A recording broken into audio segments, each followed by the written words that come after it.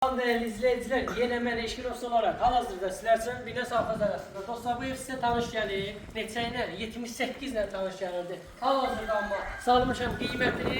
Mən Eşkin Olsun olarak 68 bin. Realda olsa yine indirim olacaq. İnşallah. Ya Allah. Gel, daxil olan evimizin iç səsinə.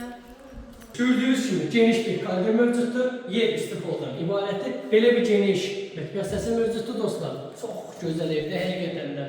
Aldanmaz evdə damlanmaz söhbəti var. Bax bundan belə bir geniş. Sentral boşaltması 1. Yataq otağı. Kombisinə qədər var. 2. Yataq otağı. Nə görsə evdə qalacaq. 3. Uşaq otağı. Və sonunda isə dostlar belə bir geniş zalımız mövcuddur.